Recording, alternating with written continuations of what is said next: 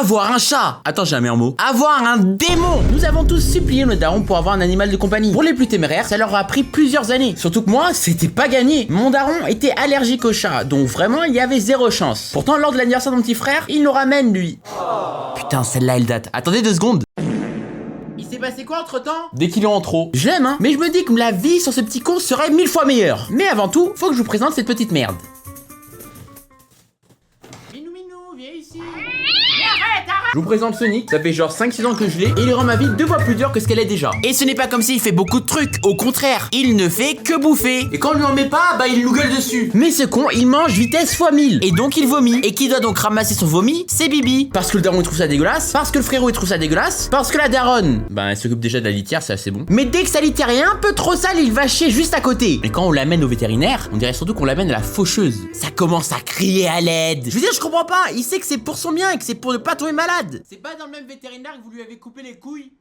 Pas faux. Et même si que mon chat n'a plus de couilles, il reste un mec. Mais par contre, il est plus dur à comprendre que certaines femmes. Alors pour des raisons évidentes, mon avocat m'a gentiment conseillé de ne pas continuer la blague. Le matin, il veut des caresses, mais ose le toucher une seconde de trop. Puis il demande de l'attention de la pire manière. Vous savez que j'ai failli perdre ma vidéo sur caractère AI, la toute première vidéo qui a fait des stats d'enculé. J'étais en train de taffer tranquillement lorsque ce con de chat a décidé que ce sera là maintenant tout de suite qui veut des caresses. Donc il a fait le truc le plus basique qu'un chat puisse faire. Sans même que je me rende compte, il a déjà fait le combo de touches interdites.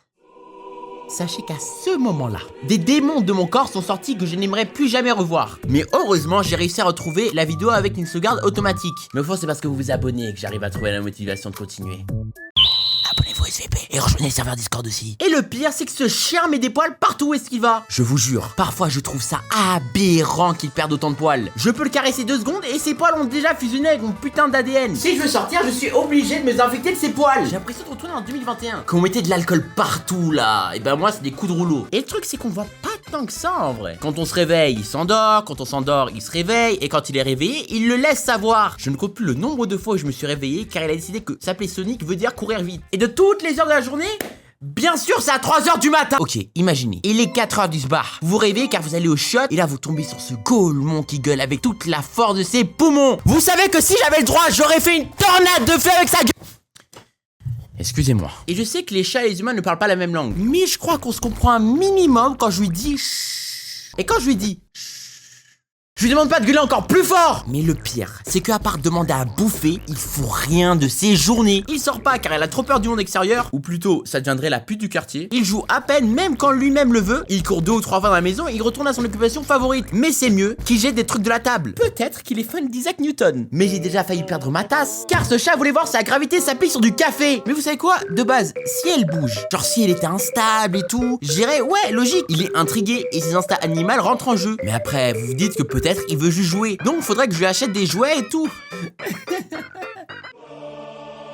Qu'est-ce que je fais à votre avis? On lui donne tout le budget familial pour les vacances. Mais ce fils de pute préfère ça ou ça ou ça. Je ne comprends pas. Qu'est-ce qu'il y a de drôle à mâchouiller mes nouveaux écouteurs? Mais après, c'est pas la seule chose qu'il sait faire de bizarre. Est-ce qu'on peut parler du fait que les chats voient des trucs qu'on ne voit pas? Pour ceux qui ont un chat, combien de fois vous l'avez vu regarder le mur comme s'il voyait une personne? Ou alors qu'il se réveille brusquement quand il n'y a aucun bruit et qu'il regarde la porte comme s'il y a quelqu'un qui venait de rentrer? Peut-être qu'il est en train de faire des pactes avec des djinns, mais je n'ai pas envie de le savoir. Mais si quelqu'un a n'importe quel type d'info, envoyez-moi un message sur mon Discord. Après, j'ai beau débiter sur ce chat depuis 2-3 minutes.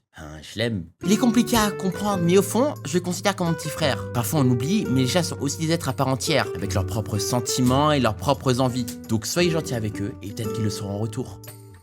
Qu'est-ce qu'il y a, Sonic? Tu veux dire quelque chose à la caméra? Mais chef, il a pas... Ta gueule, le stagiaire. Abonne-toi.